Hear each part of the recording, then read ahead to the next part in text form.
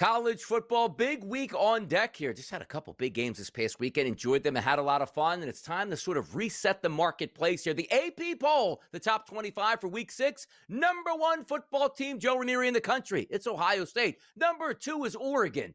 Number 3 is Miami, the Rodney Dangerfield right now. They get no respect for winning football games because Oregon beat a team that could never beat anybody who's any good in Penn State. They jump them. Ole Miss 5, OU 5th without their starting quarterback here. And there's Penn State sitting at 7th. I don't know how they have 1,000 lives here and just get credit for losing football games, but that's Penn State. But also we get down to that team in the 21st spot there, the Notre Dame Fighting Irish, making that steady move up the standings, Joe.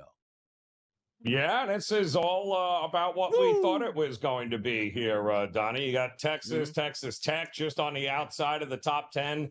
Looking in, all of this will figure itself out here over the next couple of weeks because the games and the matchups, well, we're going to get tested here. It's unfortunate Penn State waited until, week 5 in order to be able to actually see if they could play or not, and waited till Oregon. And unfortunately, that didn't work out. But if you're going to lose, losing in the first 5 or 6 weeks isn't the worst thing with how many playoff teams we have. But it's going to be interesting to see how they bounce back. Illinois bounced back well.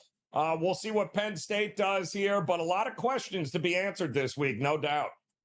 I'll tell you, a question is, how come the books don't understand how to price Heisman Trophy winners? Oh, look, Francisco Mendoza, fantastic. He's the favorite. He's no longer the favorite. He's at 14-1 now. Moore goes into Penn State, comes away with a victory, plus 650 price for him. Smith, the talented wide receiver, plus 950. And then you have Simpson, who had a big win down there in Sanford Stadium in Athens as Alabama knocked off Georgia. And then Carson Beck at a 10-1 price. And Chambliss, who was a backup quarterback, now thrust into the Heisman conversation after a big win against LSU. Huge win against LSU there. And to have a backup quarterback like that is pretty fortunate there for Lane Kiffin and company. But again, you expect him offensively to be good. It's that defense of Ole Miss. Hats off. Very underrated here. We'll see if they can, make a move there in the SEC. Everybody should have a luxury of a backup quarterback as good as Chambliss. I mean, my goodness, man. The guy is guaranteed for like over 300 yards combined each and every week in a big-time performance there. I loved what I saw there. Ole Miss could be a team to tangle with down the stretch. Let's get a preview of some of these games that's coming up Saturday, Joe. Could have been bigger than what it is. Florida State was supposed to be a top 10 team, but got beat last week by Virginia on the road in a shootout that Joe Ranieri told you to take the over in that football game. So we're looking at Miami and Florida State, number 3 versus number 18. Miami, the road team, going in the Doak. Minus 4.5-point favorite for the Hurricanes in a total of 54.5. Yeah, this is, we're going to learn a little something about this Florida State team. This is another one to me, though, Donnie. I'm looking at this. How are we are we sweating out an under in this game? I don't think so. I think both teams are going to be able to put points up. And I think this is going to be one of those wild shootouts. I don't think it's going to be a rock fight. But ultimately, I think Miami's got the better team. Not an easy place to play, but Miami's got more talent on both sides of the ball. I think they'll just make a few more plays than Florida State, and that'll be good enough to get the road win. First time in history, Vandy and Alabama not playing each other, but playing each other while they're both ranked at this point. Anchored down, Commodores, as Vandy goes on the road. And I guess, look at this. I have the look-ahead line at FanDuel, 22.5. And now I see minus 10.5 across the board. Let me tell you something about college football.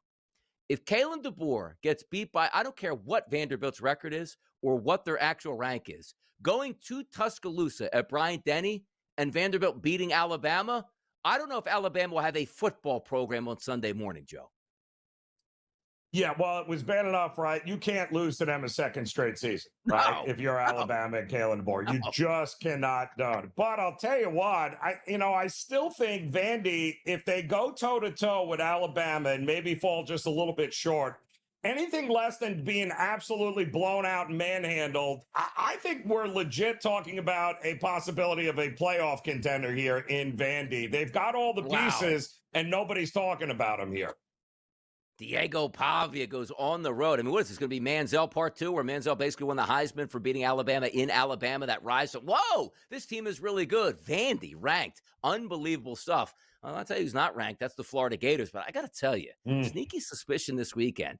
Texas going on the road, warmer temperatures there, muggy weather in Florida, chance for rain on Saturday. Texas look-ahead line -7.5, now down to 6.5. Oh, look at this total, 42.5 to 41.5. Why do I feel like Florida will be in this game, Joe? And I want to take the Gators to cover against Arch Manning and the Longhorns?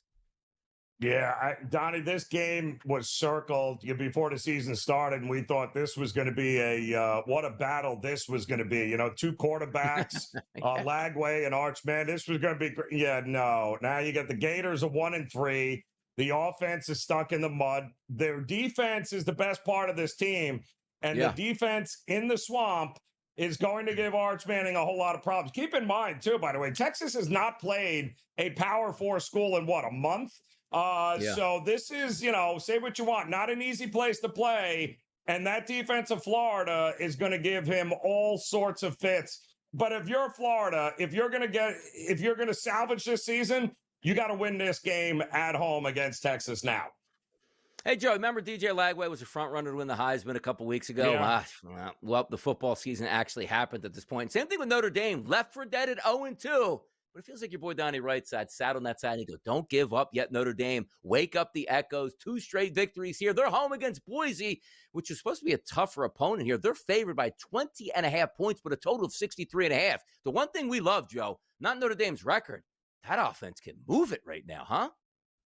This is one of the best offenses Notre Dame has had in a very long time. The defense is down. Yeah. But the offense is more than making up for it. I think they go scorched earth from here on out, Donnie. I think you're talking about 2 to 3 score victories across the board with this weak schedule that remains. From a famous Notre Dame hater that your boy DRS is, I'm buying it on Notre Dame. The minute they lost to Texas A&M, I looked at that schedule and said, they are going to run the table. Is SC that good? No. Is Boise that good? No. Would you like them to be ranked a little bit higher to sort of pad that momentum? Yes. But at the end of the day, everybody understands the NCAA loves Notre Dame in the playoff. They will get in the college football playoff.